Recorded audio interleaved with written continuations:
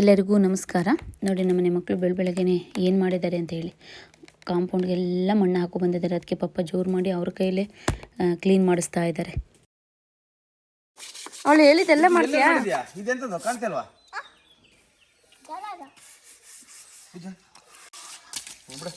ತೇಜ್ ನೀನು ಮಾಡಿಲ್ವಾ?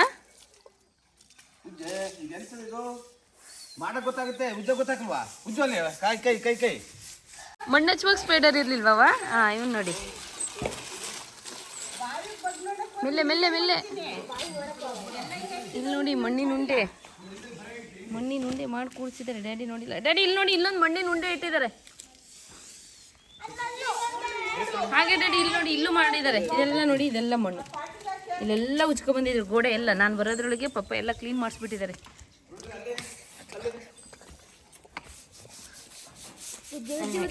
ಎಡ್ದಕ್ಕೆಲ್ಲ ಮಾಡಿ ಮುಗಿಸ್ಬಿಡ್ತಾಳೆ ಎಲ್ಲಾನು. ನೀನು ಅಲ್ಲಿ ಗಣಪತಿ ಮಾಡ್ಬೇಕು ಮಗ್ಳು, ನೀನು ಅಲ್ಲಿ ಗಣಪತಿ ಮಾಡ್ಬೇಕು. ಮನೆ ನಿಂಗೆ ಗೊತ್ತಾಗಲ್ವ ಮಗ್ಳಿ, ಮನೆಯಲ್ಲಿ ಹಿಂಗೆ ಕುಳ್ಗಿಡ್ಸ್ಕೊ ಬರ್ತೀಯಲ್ಲೇ. ಇಲ್ಲಿ ನೋಡಿ, ಇದೊಂದು ಮಣ್ಣೆ ತಗೊಳ್ಳಿ. ಈ ಮಣ್ಣೆ ಮಗ್ಳು, ಈ ಮಣ್ಣು ತಗೊಂಡು ಪಾಟಿಗೆ ಹಾಕೆ. ಹಾಕಲಿಗೆ. ಇಲ್ಲಿ ನೋಡಿ, ಪಾಟಲ್ಲಿ ನೀರು ಹಾಕೋಣ, ಕೆರೆಯೋಣ. ಅತ್ತಗ ಅಲ್ಲಿ ಕಲಸ್ಕೊಳಕ್ ತಟ್ಟೆ ಬೇರೆ. ಏನ್ ತೇಜು ಎಲ್ಲ ತೋರ್ಸು. ಅದಕ್ಕೆ ನೀರು ಹಾಕು ಅಷ್ಟೇ. ನೀನ್ ಬಳಿಯಕ್ ಹೋಗ್ಬಿಡ, ಮತ್ತೆ ಕೈ ಎಲ್ಲ ಮಾಡ್ಕೋಬೇಡ. ಒಂದು ಸ್ವಲ್ಪ ಮಣ್ಣಿರ್ಬಾರ್ದು. ಉಯ್ ಕೆಳಗೆ ಉಯ್. ತೊಳಿ ಬ್ರಷ್ ಇಡ್ಕ, ಬ್ರಷ್ ತೊಳಿ ಅಲ್ಲಿ ಕೆಳಗೆ ಇಟ್ಟಿಗ. ನೋಡಿ, ಇವತ್ತು ಎಷ್ಟು ಜೋರಾಗಿ ಮಳೆ ಬರ್ತಾ ಇದೆ ಅಂತ. ಅಲ್ಲಿ ಪಪ್ಪ ಅವ್ರು ಊಟ ಮಾಡ್ತಾ ಇದ್ದಾರೆ. ಉಪ್ಪು ಮೀನು ಫ್ರೈ ಮಾಡ್ಕೊಂಡು ಘಮ ಘಮ ಅಂತ ಇದೆ. ನೀನು ಮಾತಾಡಿಸ್ತಲೇ ಇರ್ಬೇಕು ಮಗ, ಮಾತಾಡಿಸ್ತಲೇ ಇರ್ಬೇಕು. ಮಾತಾಡಿಸ್ತಲೇ ಇರ್ಬೇಕು ಮನೆ. ನೋಡಿ, ನಾವು ದಿಢೀರನೆ ಪ್ರಯಾಣ ಹೊರಟ್ಬಿಟ್ಟಿದ್ವಿ. ಎಲ್ಲಿಗೆ ಅಂದರೆ ಬೆಂಗಳೂರಿಗೆ. ಅಂದರೆ ಸ್ವಲ್ಪ ನಮಗೆ ಬೆಂಗಳೂರಲ್ಲಿ ಕೆಲಸ ಇತ್ತು, ನನಗೆ ಸಂಬಂಧಪಟ್ಟ ಹಾಗೆ. ಹಾಗಾಗಿ ನಾನು ಹೋಗಲೇಬೇಕಿತ್ತಲ್ಲ, ಹೊರಡ್ತಾ ಇದ್ದು. ಬಂದಿದ್ದ ಮನೆಗೆ ವಾಪಸ್ ಹೋಗಬೇಕಲ್ಲ, ಹಾಗಾಗಿ ಅಲ್ಲಿಗೆ ಹೋಗಿ ಆ ಮನೆಗೆ ತೊಟ್ಲು ಚೇಂಜ್ ಮಾಡಿದಾಗೂ ಆಗುತ್ತೆ ಅಂತ ಹೇಳಿ ಮತ್ತು ಅಲ್ಲಿ ಥಿಂಗ್ಸ್ ಖಾಲಿ ಮಾಡ್ಕೊಂಬರ್ಬೇಕು. ಮೇಯ್ನ್ ನಂದೇನೋ ಬೆಂಗಳೂರಲ್ಲಿ ಕೆಲಸ ಇರೋದ್ರಿಂದ ನಾವು ಅಲ್ಲಿಗೆ ಹೋಗ್ಬೇಕಾಯ್ತಲ್ಲ, ಹಾಗಾಗಿ ಈ ಕೆಲಸನ ಮುಗಿಸ್ಕೊಬಿಟ್ಟು ಬರೋಣ ಅಂತ ಹೇಳಿ ಸಡನ್ನಾಗಿ ಪ್ಲ್ಯಾನ್ ಮಾಡಿ ಹೊರಟಿದ್ದು. ಇಲ್ಲಾಂದರೆ ನಾನು ಸ್ವಲ್ಪ ಲೇಟಾಗಿ ಹೋಗೋಕ್ಕಿದ್ದು. ಹಾಗಾಗಿ ಹೋಗಬೇಕಲ್ಲ, ಇಲ್ಲಿಂದ ಕಳಿಸ್ಕೊಡುವಾಗ ಶಾಸ್ತ್ರ ಮಾಡಬೇಕಲ್ಲ, ಅದು ಮಾಡ್ತಾಯಿದ್ದಾರೆ ಅಮ್ಮ. ಏನು ಅಕ್ಷದ ಮಡ್ಲಕ್ಕಿ ಎಲ್ಲ ಹಾಕಿ ಕಳಿಸ್ಕೊಡ್ತಾ ಇದ್ದಾರೆ. ಒಂದು ವೇಳೆ ನಾನು ಇಲ್ಲಿಲ್ಲ ಅಂದಿದ್ರೆ ಮತ್ತು ಬೆಂಗಳೂರಿಗೆ ಡೈರೆಕ್ಟ್ ಹೋಗಬೇಕು ಅಂದಿದ್ರೆ ತುಂಬಾ ಬೇಜಾರಾಗ್ಬಿಡೋದು ನನಗೆ. ತುಂಬಾ ಹೇಳ್ತಾ ಇದ್ನ ಏನು. ಬಟ್ ಮತ್ತೆ ತಿರ್ಗಿ ಇನ್ನೊಂದೆರಡು ದಿನ ಬಿಟ್ಬಿಟ್ಟು ವಾಪಸ್ ಬರ್ತೀನಲ್ಲ ಕಲರಿಗೆ, ಹಾಗಾಗಿ ಅಷ್ಟು ಬೇಜಾರು ಆಗ್ತಾಯಿಲ್ಲ.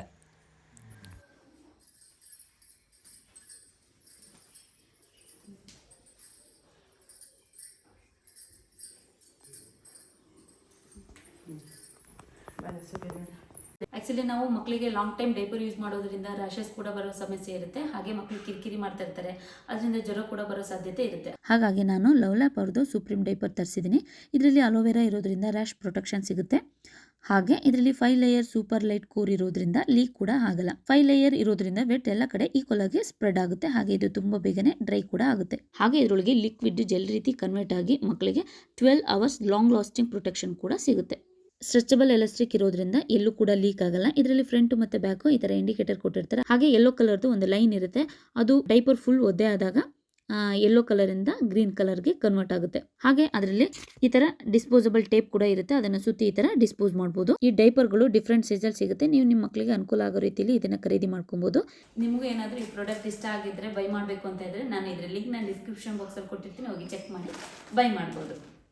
ಇವತ್ತು ನಾವು ಬೆಂಗಳೂರಲ್ಲಿ ಸ್ವಲ್ಪ ಕೆಲಸ ಇತ್ತು, ಹೋಗ್ತಾ ಇದ್ವಿ. ಮಗನಿಗೂ 3 ತಿಂಗಳು 4 ತಿಂಗಳು ಆಗಬೇಕಾಯ್ತು. ಸ್ವಲ್ಪ ಬೆಂಗಳೂರಲ್ಲಿ ಕೆಲಸ ಇತ್ತು. ಹಾಗೆ ಹೇಗಿದ್ರು ಲಾಂಗ್ ಡ್ರೈವ್ ಮಾಡ್ತಾ ಇದೀವಲ್ಲ, ಹಾಗಾಗಿ ಅಮ್ಮ ಫಸ್ಟ್ ಟೈಮ್ ಅಲ್ವಾ ಅಲ್ಲಿಗೆ ಹೋಗ್ತಾ ಇರೋದು. ಬಂದಿದ್ದ ಮನೆಗೆ ವಾಪಸ್ ಹೋಗ್ಬೇಕಲ್ಲ, ಶಾಸ್ತ್ರ ಎಲ್ಲ ಮಾಡಿ ಈಗ ನಾವು ಬೆಂಗಳೂರಿಗೆ ಹೋಗ್ತಾ ಇದ್ದೆ. ಸ್ವಲ್ಪ ಬೆಂಗಳೂರಲ್ಲಿ ಈಗ ಇಂಟೀರಿಯರ್ ಮಾಡ್ತಾ ಇದ್ದಾರೆ, ಆ ಕೆಲಸ ಸ್ವಲ್ಪ ಇದೆ, ಅಲ್ಲಿ ನೋಡ್ಕೊಂಡ್ಬಿಟ್ಟು ಬರಬೇಕು. ಮತ್ತು ಹಳೆ ಮನೆಯೆಲ್ಲ ಖಾಲಿ ಮಾಡಬೇಕು. ಮತ್ತು ಹೇಗಿದ್ರು ತೊಟ್ಲು ಚೇಂಜ್ ಮಾಡಬೇಕಲ್ಲ, ಹಾಗಾಗಿ ಆ ಮನೆಗೆ ನಾವು ಆ ಮನೆಯನ್ನು ಖಾಲಿ ಮಾಡಿರಲಿಲ್ಲ. ಹಾಗಾಗಿ ಅಲ್ಲಿ ತೊಟ್ಲು ಚೇಂಜ್ ಮಾಡಿ ಪಾಪು ಕರ್ಕೊಬಂದು ಹಾಗೆ ಬೆಂಗಳೂರಲ್ಲೆಲ್ಲ ಕೆಲಸ ಮುಗಿಸ್ಕೊಂಡು ಮನೆ ಖಾಲಿ ಮಾಡಿಬಿಟ್ಟು ಬರೋಣ ಅಂತ ಹೇಳಿ ಹೊರಡ್ತಾ ಇದ್ದೀವಿ. ಈಗ ಮನೆ ಬಿಟ್ಟಿದ್ವಿ, ಮತ್ತೆ ಅಲ್ಲಿಗೆ ಎಷ್ಟೊತ್ತಿಗೆ ರೀಚ್ ಆಗ್ತೀವಿ ಗೊತ್ತಿಲ್ಲ. ನನ್ನ ಮಗನಿಗೂ ಅಷ್ಟೇ ಸ್ನಾನ ಮಾಡಿಸಿ ಈಗೆಲ್ಲ ಬಟ್ಟೆ ಎಲ್ಲ ಹಾಕಿ ರೆಡಿ ಮಾಡಿದ್ದೀನಿ. ಈಗ ಹೋಗುವಾಗ ಇನ್ನು ಎತ್ಕೊಂಡು ಹೋಗೋದು ಅಷ್ಟೇ. ನಾನು ಫೋಟೋಗ್ರಾಫ್ ಹಾಕಿರ್ತೀನಿ. ನಮ್ಮಮ್ಮನೂ ಹೊರಟಿದ್ದಾರೆ. ನಮ್ಮ ಚಿಕ್ಕವನ್ನ ನೋಡಿ, ಅವಳು ಆ್ಯಕ್ಚುಲಿ 98% ಆಗಿದೆ. ಚಾರ್ಜ್ ಆದ್ರೂ ಎಲ್ಲ ಚಿಕ್ಕವ ಇನ್ನೂ ಚಾರ್ಜ್ ಆಗಿಲ್ಲ ಅಂತ ಅಳ್ತಾ ಕೂತಿದೆ. ನೀರಿನ ಬಾಟ್ಲಿ ಬೇಕಾ?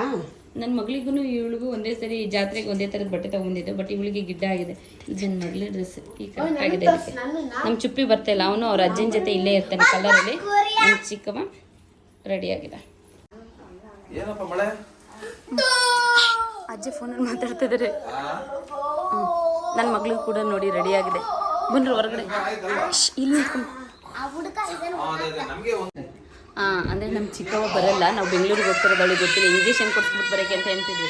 ಏಯ್ ಚಿಕ್ಕವ ಪಾಪಣಿ ಎದ್ದೇಳ್ತೀನಿ ನೋಡಿ. ಅವನ ಹಂಗೆ ಅಳ್ತಾ ಕೂತಿದ್ದಾಳೆ. ಅವಳು ಬೆಂಗಳೂರು ಬರಲ್ಲ, ಹಾಸನ. ಬಟ್ ಅವಳಿಗೆ ಗೊತ್ತಿಲ್ಲ ನಾವು ಬೆಂಗಳೂರು ಹೋಗ್ತಾ ಇರೋದು. ಇವನಿಲ್ಲೇ ಕಲಾರೆ, ಇವನೇನೋ ಕಿತಾಪತಿ ಮಾಡ್ದವಳಿಗೆ. ನನ್ನ ಮಗಳು ನೋಡಿ ರೆಡಿಯಾಗಿದೆ. ಬಾ ಇಲ್ಲಿ ಮಗಳು. ನನ್ನ ಮಗಳು ನೋಡಿ ಯಾವ ಕಲರ್ ಡ್ರೆಸ್ ಹಾಕಿದೆ ಅಂತ. ಅಂದರೆ ಕತ್ಲೇಲಿ ಆಟಾಡಿ ಬಿಸಿಲಲ್ಲಿ ಕಪ್ಪಾಗೋಗಿದ್ದಾಳೆ, ಕಾಣಿಸಲ್ಲ ಅಂತ ಹೇಳ್ಬಿಟ್ಟು ರೇಡಿಯಂ ಬಟ್ಟೆ ಹಾಕ್ಬಿಟ್ಟಿದ್ದೀನಿ. ಬಾಯ್ ಮಗನೆ. ಇಲ್ಲಿದೆ. ಬಾಯ್ ಮಗನೆ. ಬಾಯ್ ಮಗನೆ. Bye daddy.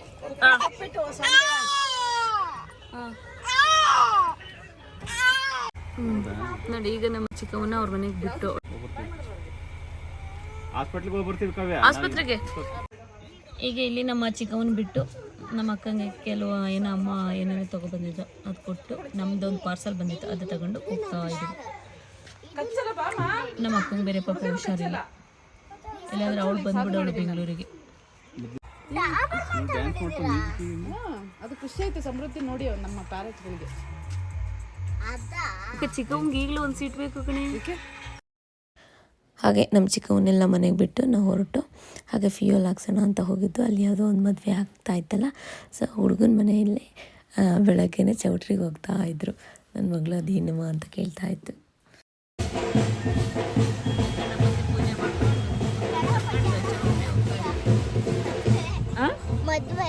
ಮದುವೆನೇ ಗಣಪತಿ ಟೆಂಪಲಲ್ಲಿ ಪೂಜೆ ಮಾಡಿಕೊಂಡು ಹುಡುಗನ್ನ ಕರ್ಕೊಂಡು ಹೋಗ್ತಾ ಇದ್ದಾರೆ ಮದುವೆಗೆ. ಅಲ್ಲಿ ಹುಡುಗಿ ಹೆಣ್ಣು ರೆಡಿಯಾಗಿರ್ತಾಳೆ ಚೌಟ್ರಿಲಿ. ಹಾಗೆ ಹೋಗ್ತಾ ಒಂದಿವೆ ಜೋಳ ಎಲ್ಲ ಬೇಯಿಸ್ತಾ ಇದ್ರು. ಜೋಳ ನನ್ನ ಮಗಳು ಬೇಕು ಅಂತ ಹಾಗೆ ಜೋಳನೂ ತೊಗೊಂಡು ಇನ್ನೇನು ಮಾವಿನ ಹಣ್ಣು ಮತ್ತು ಹಲಸಿನಣ್ಣೆಲ್ಲ ಮಾರ್ತಾ ಇರ್ತಾರಲ್ವ, ಅಲ್ಲಿ ಏನು ಒಂದು ರೋಡಲ್ಲಿ ಒಂದು ಸೈಡು ಈ ಸೀಸನಲ್ಲಿ ಫುಲ್ ಹಾಗೇ ರೋಡ್ ಫುಲ್ ಉದ್ದಕ್ಕೂ ಹಾಗೆ ತಿಂದ್ಕೊಂಡು ತೊಗೊಂಡು ಅಲ್ಲಿಂದ ಮತ್ತೆ ಡೈರೆಕ್ಟ್ ಹೊರಟು. ಹಾಗೆ ಮೊನ್ನೆ ಅಷ್ಟೇ ನಮ್ಮ ಚಿಕ್ಕವ ನಮ್ಮಮ್ಮ ಸೇರಿ ಕೋಡ್ಬಳೆ ಮಾಡಿರಲ್ಲ, ಕೋಡ್ಬಳೆ ಮಾತ್ರ ತುಂಬಾ ಚೆನ್ನಾಗಿ ಬಂದಿತ್ತು ಈ ಸರಿ. ಹಾಗೆ ಹೋಗ್ತಾ ತಿನ್ಕೊಂಡು ಹೋಗೋಣ ಅಂತ ಹೇಳಿ ಸ್ವಲ್ಪ ಎತ್ತಿಟ್ಕೊಂಡಿದ್ದೆ. ಹಾಗೆ ಹೋಗ್ತಾ ಕೋಡ್ಬಳೆನೂ ತಿನ್ಕೊಂಡು ಹೋಗ್ತಿದ್ದು ನನ್ನ ಮಗಳು. ಅವಳಿಗಿಷ್ಟು ನನಗಿಷ್ಟು ಅಂತ ಮುಂಚೆನೇ ಎಲ್ಲ ತೆಗೆದಿಟ್ಕೊತಾ ಇದ್ಲು. ನನಗೆ ಒಂದೊಂದು ಸರಿ ಜರ್ನಿ ಮಾಡುವಾಗ ಕಾರ್ನೆಲ್ಲ ಅಷ್ಟು ಇಷ್ಟ ಆಗಲ್ಲ. ಹಾಗೆ ಕುಕುಂಬರ್ ಕೂಡ ನಂಗೆ ಕುಕುಂಬರ್ ಇಷ್ಟ, ಬಟ್ ಜರ್ನಿ ಮಾಡುವಾಗೆಲ್ಲ ಒಂದೊಂದು ಸರಿ ಇಷ್ಟ ಆಗಲ್ಲ, ಹೇಸಿಗೆ ಆಗಿಬಿಡುತ್ತೆ.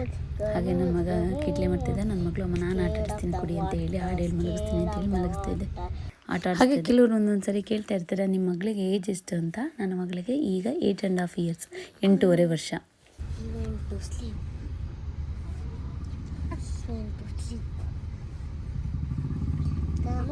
ಮುಕ್ಕಡಿತಿದ್ದಾನೆ. ಬಿಡು ಅವನು ಫೋರ್ಸ್ಫುಲ್ ಏನು ಇಳಿಬಾರ್ದು.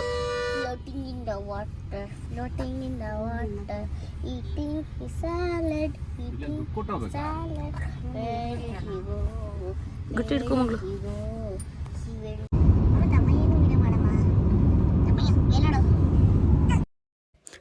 ಹಾಗೆ ಈ ಪ್ರೆಸ್ಟೀಜಲ್ಲಿ ನಮ್ಮ ಅಣ್ಣ ಒಬ್ಬರು ಫ್ಲಾಟ್ ತಗೊಂಡಿದ್ರು. ಅದು ನಮ್ಮ ಅಮ್ಮಂಗೆ ಹೇಳ್ತಾ ಇದ್ದು.